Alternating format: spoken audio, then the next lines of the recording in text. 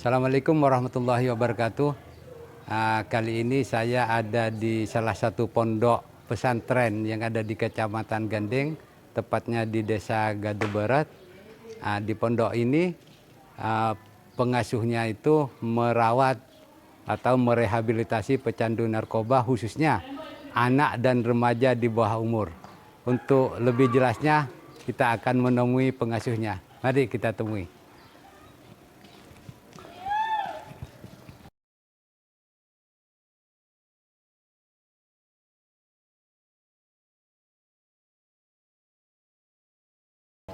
Assalamualaikum warahmatullahi wabarakatuh. Kali ini saya dari BNRK Sumeneb berkunjung ke salah satu pondok pesantren di Kabupaten Sumeneb, di mana pondok ini merawat atau merehabilitasi korban penyalahguna narkoba, khususnya anak dan remaja,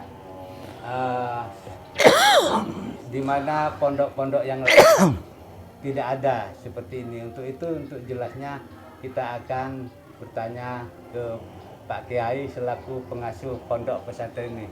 Gimana Pak Kiai awal mulanya Pak Kiai yang merawat anak-anak korban ini Pak Kiai? Oh ya, jadi begini Pak. Jadi awalnya pondok pesantren ini sebenarnya ya pondok pesantren sebagaimana pesantren-pesantren yang ada di Kabupaten Sumeneb. Artinya kami menerima santri reguler yang memang mondok ke sini, dan pesantren ini memadukan antara metode pendidikan salaf dan modern.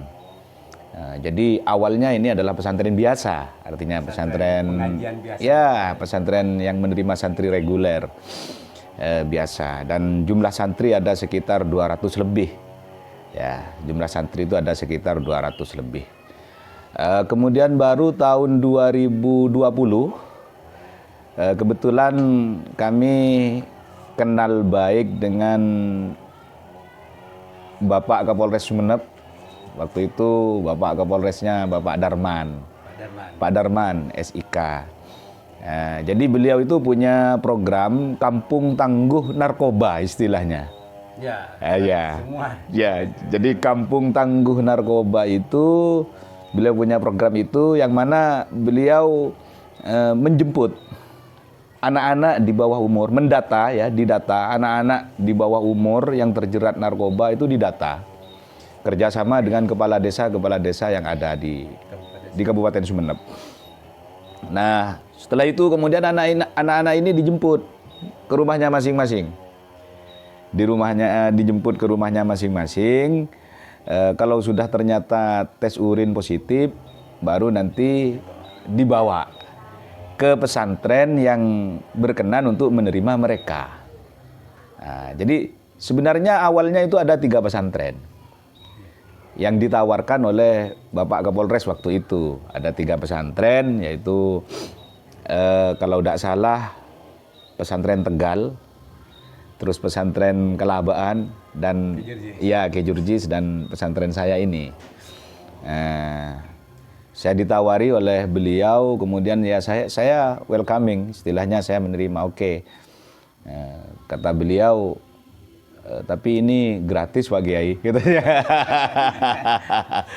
Iya, tidak ada, ya gratis. Ya saya bilang, ya siap Pak, siap. Mungkin ini sudah bagian dari bakti saya terhadap bangsa dan negara, terhadap bangsa dan agama. Jadi saya langsung menerima waktu itu, dan 1 minggu berikutnya akhirnya dikirim itu anak-anak. Awalnya ada 4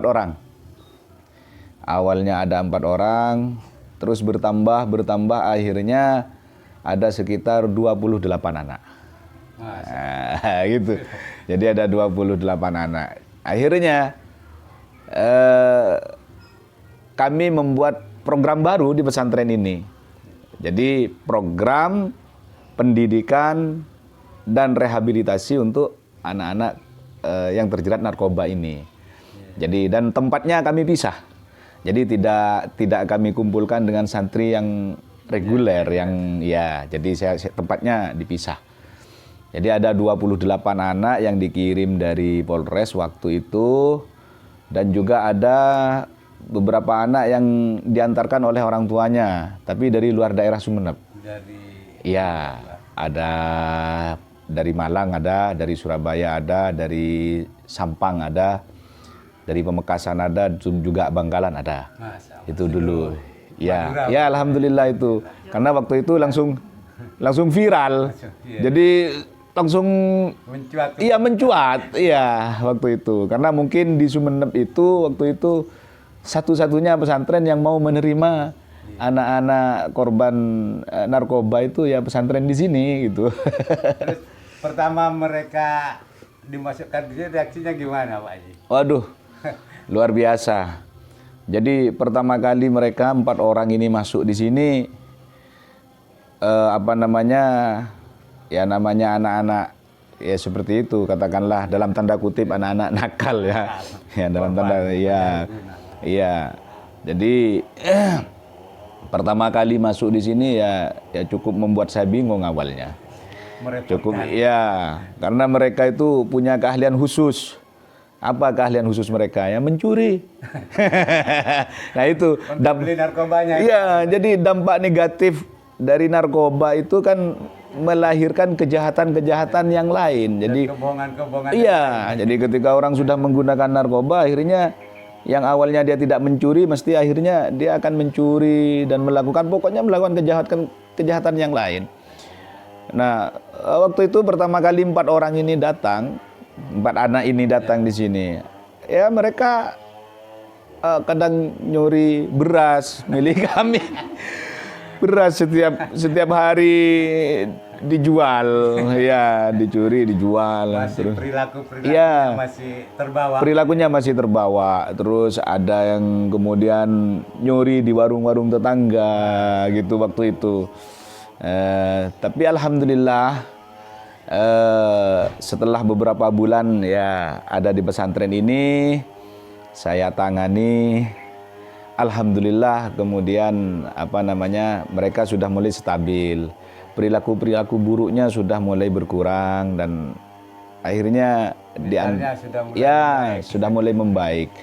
Dan ya akhirnya mereka malah seperti santri yang pada umumnya, bahkan masyarakat ada yang bilang, wah ini kok lebih santri daripada santri katanya.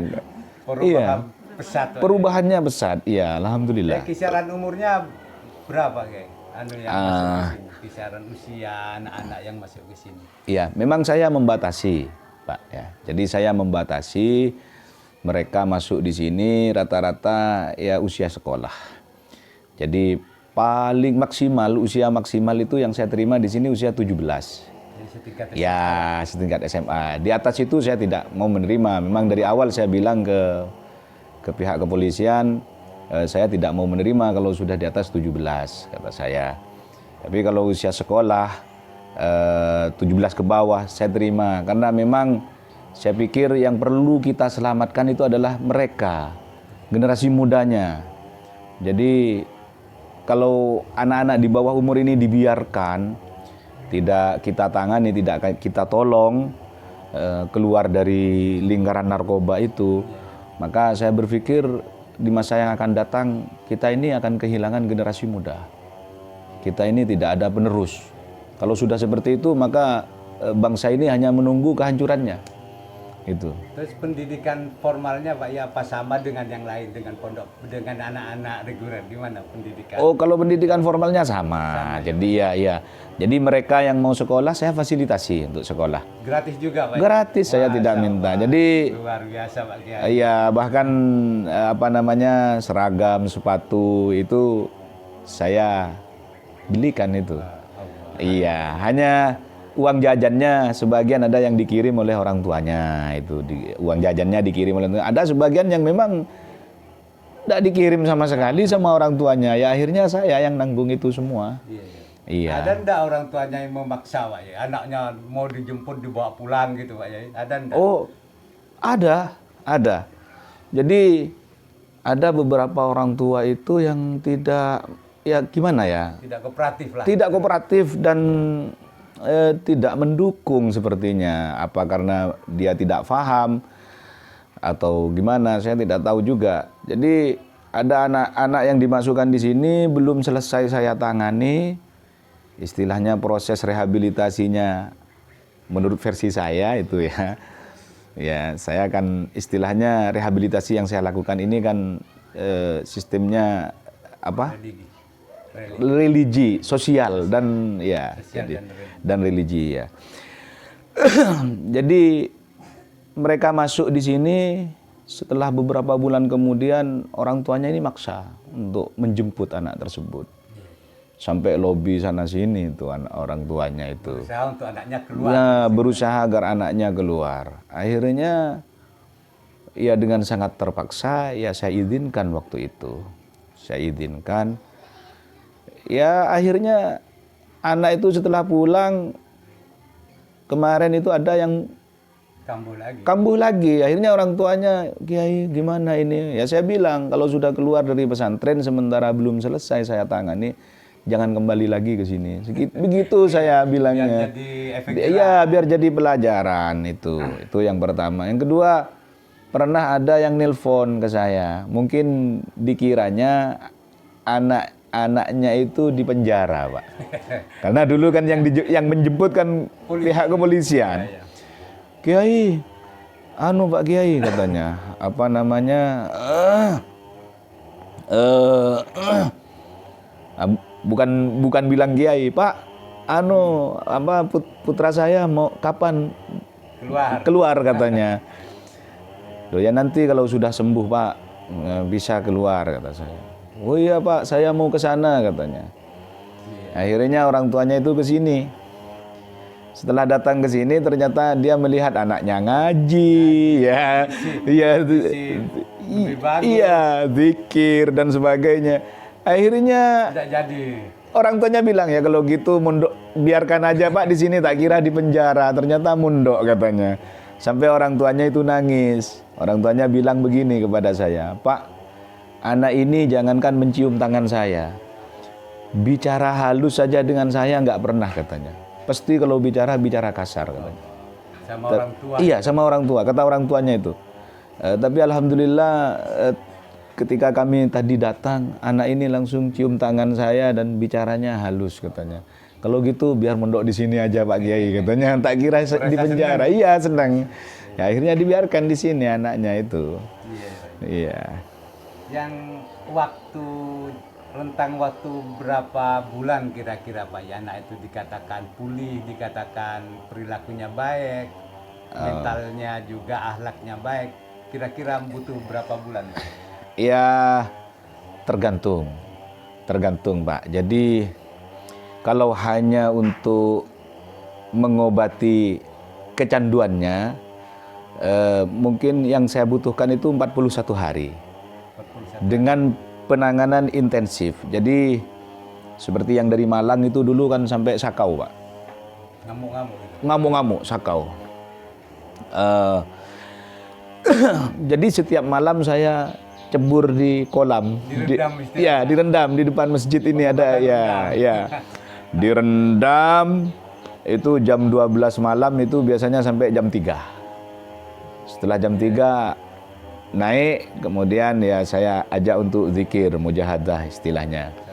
Ya, sholat taubat, terus setelah itu zikir, membaca rotibul haddad dan zikir-zikir yang lainnya itu.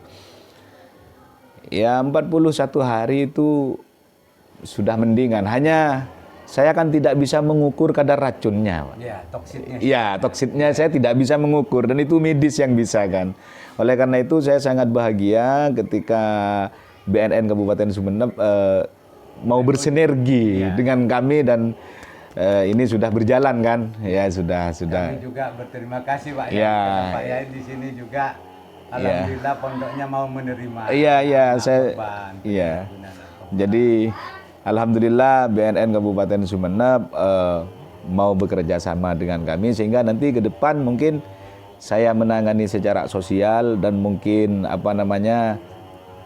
religi ya, sosial dan secara religi ya juga menangani mereka dengan terapi tradisional. Tapi yang berkaitan dengan medis nanti bisa dari BNN itu. Iya. Makanya saya sangat bahagia ketika dari BNN kemarin datang ya, kita juga ke sini ya untuk ngajak kerjasama. Maka saya sangat welcoming sekali, sangat bahagia sekali itu. Iya. Terakhir Pak Yai, program Iya. anak-anak itu Pak Yai kegiatannya dari pagi sampai pagi lagi gimana Pak Yai? Terakhir. Oh ya. Jadi kalau pagi itu anak-anak olahraga. Dulu kami ada tim ya yang dari teman-teman anak muda NU dari GP Ansor itu dari Banar GP Ansor itu kan Badan Anti Narkoba GP Ansor itu setiap pagi biasanya ngisi senam anti narkoba ke anak-anak itu. Nah, itu jadi jam setelah sholat subuh itu anak-anak biasanya ngaji Al-Quran. Pagi ya? Iya, pagi. Habis sholat subuh ngaji Al-Quran. Nanti jam 7 olahraga. pagi. Ya, olahraga pagi. Itu dari jam 7 sampai sekitar jam 8. Jam 8 nanti ngaji kitab. Jadi ngaji kitab-kitab. Habis sarapan. Ya, habis sarapan. Ngaji kitab lagi ya. Setelah ngaji kitab jam 10 selesai mereka istirahat. Sampai nunggu Istirahat. sholat dulu. Ya, nanti zuhur mereka bangun sholat berjamaah zuhur.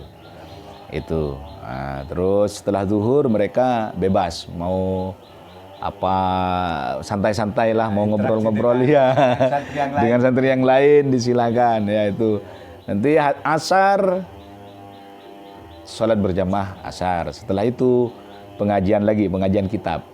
Ya, pengajian kitab sampai nanti hampir maghrib istirahat, sholat maghrib berjamaah, ngaji Al-Quran setelah maghrib, setelah isya sholat berjamaah lagi, terus pengajian kitab. Oh iya tadi Pak Yai lupa. Jadi, Pak Yai. gitu, ya. Jadi anak-anak sini didikan Pak Yai tadi kan pernah ikut kegiatan di luar Pak Yai, lomba-lomba Pak Yai. Betul. Iya, tadi lupa saya tanya Pak Yai. Gimana Iya, Pak iya. Yai? Jadi sebenarnya mereka itu punya potensi di dalam dirinya, itu mereka punya potensi, hanya karena ya itu salah bergaul mungkin atau gimana lah akhirnya terjerat narkoba ya. Kemarin mereka itu sempat saya ikutkan ini pelatihan mengukir. Ukir kayu. Iya, ukir kayu itu. Ternyata terbaik. Mereka itu terbaik. Jadi ada beberapa santri. Lomba ukir istilahnya. Iya, beberapa santri rehabilitasi di sini ini yang saya ikutkan pelatihan. Ada yang ikut pelatihan membatik. Ada yang ikut pelatihan desain animasi. Ada yang ikut pelatihan ngukir. Nah, ternyata 3 anak ini yang diikutkan itu terbaik gitu. Iya, terbaik. Padahal mereka awalnya pecandu narkoba. Pecandu narkoba. Bahkan batiknya kemarin itu sampai sempat dipesan oleh salah satu instansi swasta ya, bank swasta di Kabupaten Sumeneb. Itu batiknya itu. Saking gandunya lukisan. Iya, hasilnya bagus itu. Iya, alhamdulillah. Itu. Jadi saya berpikir sebenarnya anak-anak ini punya potensi dan mereka sebenarnya saya lihat ya cerdas-cerdas sebenarnya, hanya karena ya itu terjerat penyalahgunaan narkoba itu akhirnya ya seperti itu. Luar biasa. Jadi ada yang masuk di sini Pak itu ya usia 17 tahun. Masuk ke sini usia 17 tahun, kemudian anaknya ini tidak bisa ngaji Quran sama sekali. Nol. Usianya sudah 17 tahun. Saya sampai nanya, ngomong-ngomong kamu ini Islam apa bukan? Kata saya. Tidak bisa ngaji. Iya, luar ya. Iya. Tidak bisa ngaji. Akhirnya ya kami didik di sini. Setelah kurang lebih 6 bulan di sini, akhirnya bisa baca dan anak ini sampai hatam 3 kali, baca Al-Quran di sini hatam 3 kali, dan kebiasaan di sini santri itu yang hatam baca Al-Quran kami adakan selamatan. Iya, dan itu saya tidak minta ke orang tuanya, saya yang ngadakan itu. Jadi setiap khatam saya adakan selamatan. Ya makan-makan bareng-bareng sama teman-temannya yang lain gitu ya. Biar jadi motivasi. Iya, biar jadi motivasi. Alhamdulillah dari 28 santri rehabilitasi narkoba yang masuk ke sini itu sebelum pulang rata-rata mereka khatam Quran semua. Sebelum pulang. Jadi memang sebelum pulang saya targetkan mereka harus khatam Quran dulu di sini. Gitu. Ya, terkecuali yang dijemput sebelum waktunya itu. Ya itu. Iya. Himbauan Pak Yai ke seluruh masyarakat Indonesia, mungkin ada yang kebetulan nonton kita, himbauan untuk masyarakat yang ada di seluruh, khususnya Madura. Jadi himbauan saya bahwa peredaran narkoba ini sangat masif di Indonesia ini, dan kebanyakan menyasar anak-anak muda kita. Oleh karena itu sangat dipentingkan peranan orang tua di dalam mengawasi pergaulan putra-putrinya. Rata-rata yang masuk ke pesantren ini anak-anak di bawah anak-anak usia sekolah itu, ketika saya tanya, "Kenapa kamu menggunakan narkoba?" Ya, rata-rata ternyata mereka itu kurang pengawasan dari orang tua. Kebanyakan mereka orang tuanya ada di luar negeri, merantau, di Malaysia dan lain sebagainya. Akhirnya dia tidak terawasi di desanya. Ikut neneknya. Iya, ikut neneknya. Terus yang di samping itu juga pergaulan yang salah. Terus coba-coba juga awalnya, nyoba-nyoba, katanya dikasih secara gratis, tapi nanti setelah kecanduan harus beli gitu. Jadi di sini peranan orang tua itu sangat penting untuk mengawasi putra-putrinya, ya, pergaulan putra-putrinya. Juga tentunya seluruh elemen masyarakat, termasuk tokoh masyarakat. Jadi karena masalah narkoba ini, untuk menyelesaikan masalah narkoba ini sebenarnya bukan hanya tugasnya aparat kepolisian, tapi tugas kita bersama. Jadi kalau kita bergandengan tangan, aparat kepolisian, tokoh masyarakat, seluruh elemen masyarakat, juga aktivis anti narkoba, juga seperti BNN tentunya juga ya, bergandengan tangan, insya Allah selesai narkoba ini, insya Allah.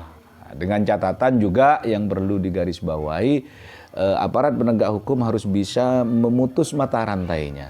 Artinya jangan hanya pengguna yang ditangani, pengedarnya atau bandarnya itu harus diputus dulu, ditangani dulu. Dan ini menurut aparat kepolisian memang suatu hal yang sangat sulit, karena mata rantai pengedar narkoba itu istilahnya mata rantai terputus gitu istilahnya, Pak. Jadi sulit untuk melacak, itu menurut kepolisian. Tapi insya Allah kalau kita bekerja sama dengan intensif, insya Allah kita bisa. Insya Allah kita bisa. Dan saya sekali lagi mengucapkan banyak terima kasih kepada pihak BNN ya, Kabupaten Sumeneb, karena sudah mau bekerja sama dengan pondok pesantren di sini. Artinya kami terus terang, kalau secara medis kami memang tidak tahu, itu BNN yang lebih tahu. Jadi ya, makanya saya berharap ke depan kita tetap bersinergi, Pak. Jadi tetap bersinergi, bekerja sama untuk menangani anak-anak ini. Terima kasih Pak Kiai. Iya, sama-sama. Penjelasan panjang lebar tentang anak-anak yang dirawat di sini. Demikian bincang-bincang kita dengan pengasuh pondok yang menangani korban penyalahguna di Kabupaten Sumeneb. Wassalamualaikum warahmatullahi wabarakatuh. Waalaikumsalam warahmatullahi wabarakatuh.